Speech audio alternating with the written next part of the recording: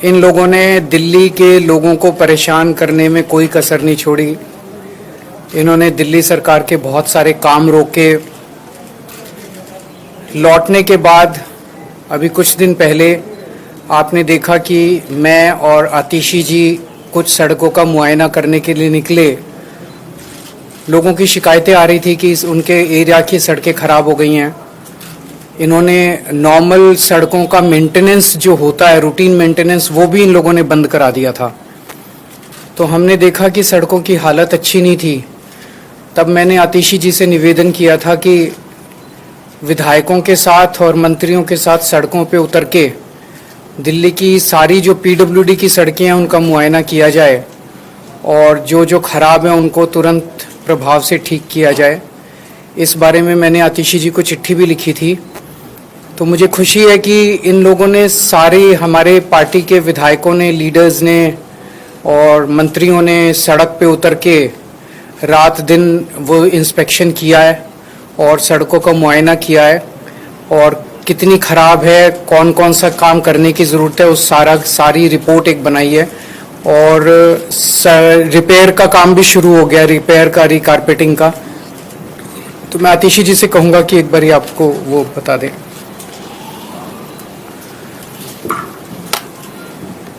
जैसा कि आप सब जानते हैं कि भारतीय जनता पार्टी की केंद्र सरकार ने आम आदमी पार्टी के खिलाफ, हमारे मुखिया अरविंद केजरीवाल जी के खिलाफ षड्यंत्र रचकर एक झूठे केस में फंसाकर अरविंद केजरीवाल जी को 6 महीने तक जेल में रखा। इस षड्यंत्र का मकसद ही था कि किसी भी तरीके से जो अच्छे काम दिल्ली की सरकार कर रही है, अरविंद केजरीवाल जी की सरकार कर रही है, उन कामों को रोका जाए। और हमने देखा कि किस तरह पिछले 6 महीने से दिल्ली के आम लोगों के डे टू डे कामों को रोका गया।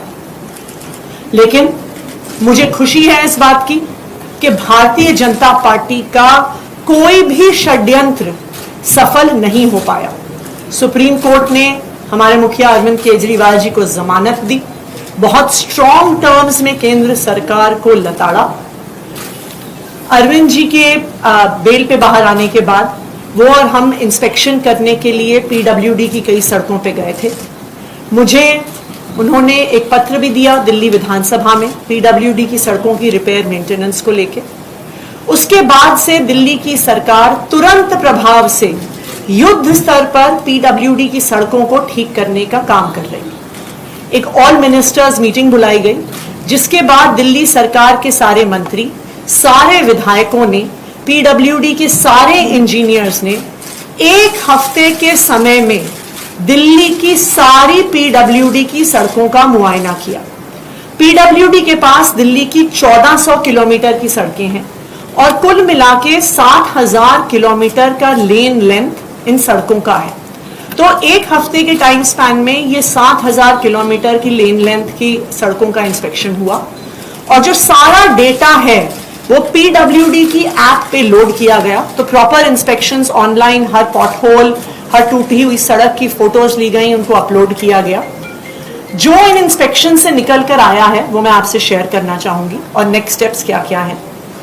इस इंस्पेक्शन से 89 रोड्स को पूरी तरह से रिकारपेटिंग और रीस्ट्रेंथनिंग के लिए आइडेंटिफाई किया गया है। ये तकरीबन 230 किलोमीटर सड़कें हैं, 1240 किलोमीटर की लेन लेंथ है। इन 89 रोड्स में से 74 का टेंडर कर दिया गया है और आने वाले कुछ दिनों में ही इनका काम इन 74 सड़कों का शुरू हो जाएगा।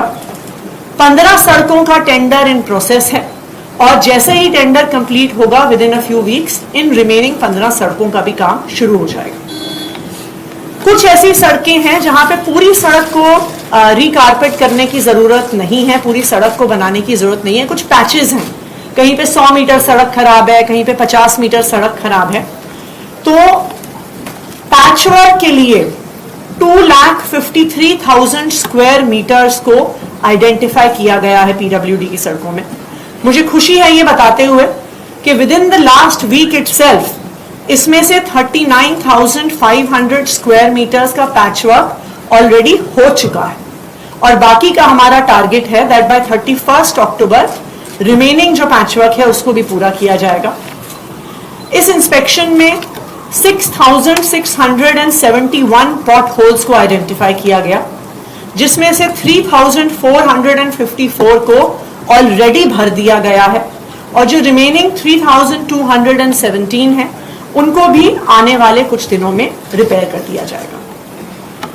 हमारी एक इंस्पेक्शन में ये भी एक बात निकल के आई कि कई सारी सड़कें डैमेज्ड हैं क्योंकि वहां पे डीएमआरसी का काम चल रहा है, सराय काले खान के एरिया में आरआरटीएस का काम चल रहा है, डिस्कॉम्स ने कई जगह अपनी लाइंस ले करी हैं।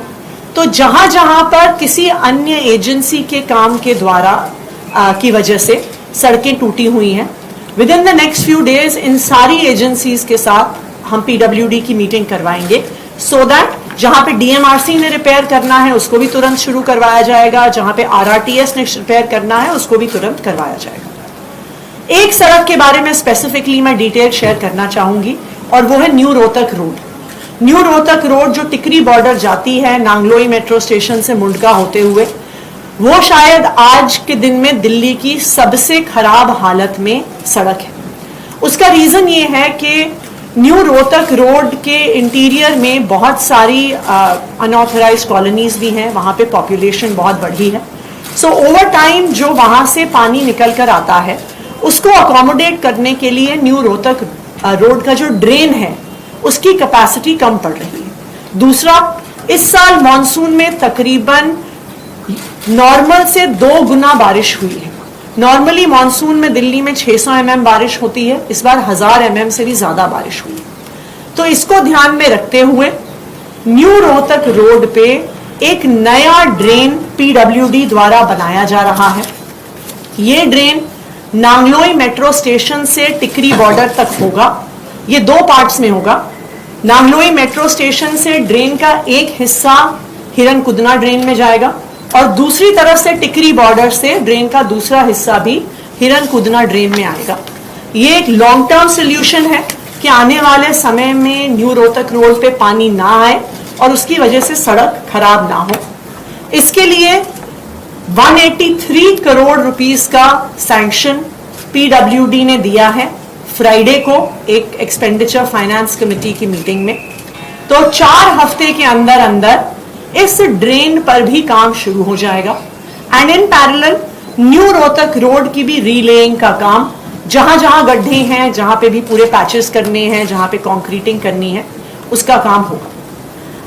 अरविंद केजरीवाल जी अब जेल से बाहर आ गए हैं और उनके मार्गदर्शन में युद्ध स्तर पर दिल्ली के जो रुके हुए काम हैं वो दिल्ली सरकार द्वारा किए जा रहे हैं और आगे भी करवाए जाएंगे। सर, मैं दिल्ली के लोगों को ये आश्वस्त करना चाहता हूँ कि हमारी अब लगभग 10 साल हो गए सरकार चलाते हुए और आप लोगों ने देखा होगा कि पहले 9 साल में आपको किसी भी तरह की हमने तकलीफ नहीं आने दी, चाहे वो सड़कें हों, चाहे वो अस्पतालों का वो हो, बिजली हो, हर तरह की सुविधा हमने दिल्ली के लोगों को देने की कोशिश की।